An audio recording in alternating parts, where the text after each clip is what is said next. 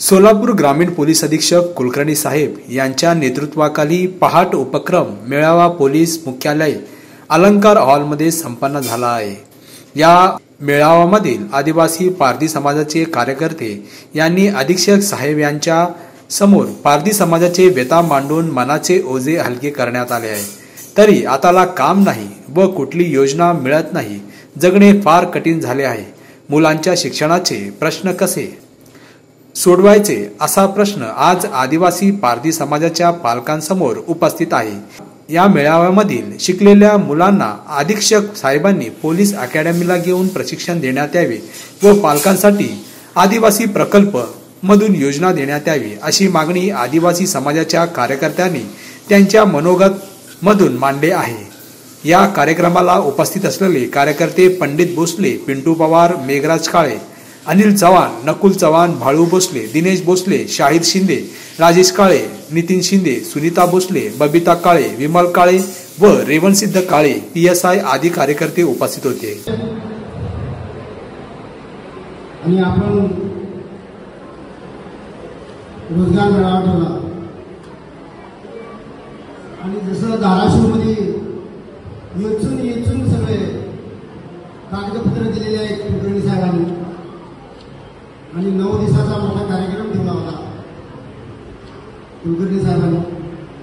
कानाकोपऱ्यातले लोक बोलवण्यासाठी गाडी पाठवून त्यांना जातीचे दाखले म्हणा कुठला एक कागदपत्र सुद्धा अंदाज आहे अंदाज। आणि आमचा समाज म्हणजे अपंग आहे, आमच्या समाजमध्ये अपंग झालेला आहे समाज। शिक्षण करून देखील रस्त्यावर भीक मागतो। ही सगळ्यात मोठी आमच्या समाजासाठी व्यथा आहे की शिक्षण करून सुद्धा आमच्या समाजाला कुठेतरी पोलीस भरती म्हणा हे म्हणा तर उभारले ना 1 पॉईंटनं जातात 2 पॉईंटनं जातात। त्यांचं प्रशिक्षण तुमच्या माध्यमातूनच घ्या, विनंती आहे मला।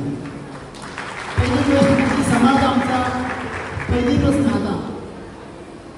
प्रश्न आमचा समाज गुन्हेगारी आहे। त्या गुन्हेगारी क्षेत्रामध्ये माझा शिक्षण शिकलेला विद्यार्थी जे आहे ते गुन्हेगारी झालेला आहे। त्यांना तुमचं सरकार जे आहे ते नॉन क्रिमिनल ही सर्टिफिकेट मागतात, पण ती गुन्हेगारी असल्यामुळे तुम्ही नॉन सर्टिफिकेट देतच नाही, त्याला क्रिमिनल आहे असं ह्या उद्देशानं तुम्ही प्रमाणपत्र करता। ह्याच्यासाठी मला जरा थोडं माझ्या मनाला एखादा सुशिक्षित नेता देखील चांगला नाही, हा एक नेता म्हणजे दलाल निघाला असं सत्ताना आमच्या मानले जातात।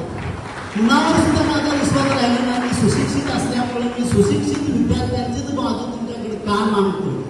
आज देखील जिल्हाधिकारी न्यायाधीशाच्या समोर माझा समाजाचे लहान लेकरं आता देखील भीक मागतात सर, आता देखील भीक मागतात, त्यांचं कोण सुद्धा बघत नाही। तुला बसल्यावर खरंच कळकळ वाटतंय। एवढ्या 2 गोष्टी बोलून मी संपवतो। तुम्हाला अनेक माझी कळकळीची विनंती करतो, माझ्या समाजाला खरंच सुधारावा तुम्ही आणि त्यांच्या कागदपत्र पुरवठा करा। जय हिंद, जय भारत। सगळ्यांनी इथं उपस्थित झालेले पूर्ण पारधी समाजाचं सगळं बंधू आणि भगिनींनो, माझं सगळं अधिकारी,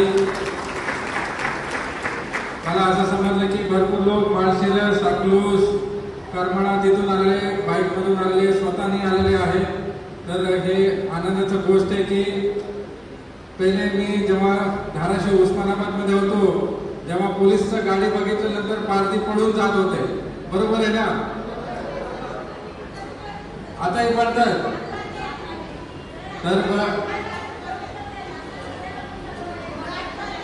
आता ते सगळं बदल करायचे धाराशिवमध्ये। ते आम्ही आता तुम्ही आमच्या सोबतच बसलाय ना, आता कुठं पडताय तुम्ही? आमच्या सोबत बसलेले, आमचं कार्यक्रमाला आलेले तुम्ही पहाट प्रोग्राम जसं सगळ्यांनी सांगितले की आम्ही पहिल्यांदा काय करू की जे तुमचं डॉक्युमेंट्स आहे, कास्ट सर्टिफिकेट असतील, तुमचं आधार कार्ड असतील, ते शासन तुमच्या गावामध्ये येईल, तुमच्या पिढीमध्ये येईल, तुम्ही इथे बरोबर। तर तसे सरपादे साहेबांनी सांगितले की योजना आहे, त्यासाठी सगळं तुम्हाला सगळे डॉक्युमेंट्स द्यायला लागते. तर ते डॉक्युमेंट नसलं तर तुमचा कोणताही लाभ भेटणार नाही. तसं असं मुख्यमंत्री लाडकी बहीण योजना असतील, भाऊ योजना असतील, तर तो तुम्हाला लाभ भेटला नाही. तर ते आमचा कॅम्प कलेक्टर साहेबांना सांगून आमचं कॅम्प सरकारच्या योजना तुमचं गाव पिढीमध्ये येतील. बरोबर. दुसरं आहे की आता गुन्हेगार आता किती लोकांकडे आधार कार्ड आहे? हात वर करा. किती लोक हे शपथ घ्या, आम्ही तुम्हाला पूर्ण मदत करू.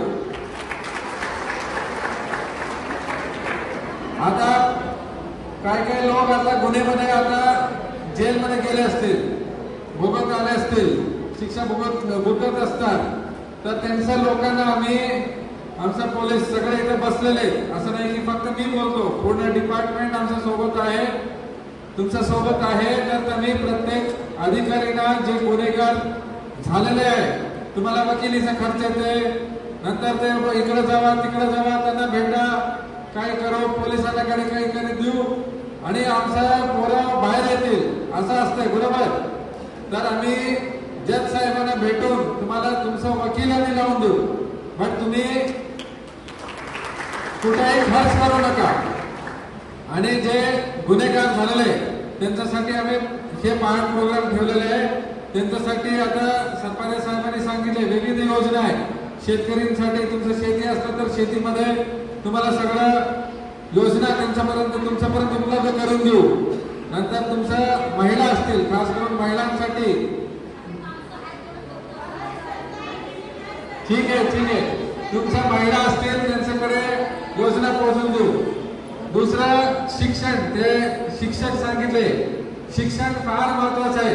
लहान मुलं असतात, जसं हे शिक्षक सांगितले की त्यांनी पोलीस भरतीमध्ये लोकांना ट्रेन करून मुंबईमध्ये पाठवले. तसंच आम्ही धाराशिवमध्ये 25 मुलांना आम्ही हेडक्वार्टरमध्ये ट्रेन करून ते 3 लोक तिथे सिलेक्ट झालेले आहेत. तर तसंच आता ते पोलीस मध्ये आल्यानंतर ते तुमचं जे छबी आहे ते सगळं सुधारतील ना. तसं सीधं पण सुरू करायचं आहे. असं नाही की पोलीस भरती संपलेलं आहे आता काय करायचं. 1 वर्ष सतत आम्ही प्रयत्न करू की तुमचा पोलीस मध्ये भरती होईल, आर्मी मध्ये भरती होईल, नंतर काही विविध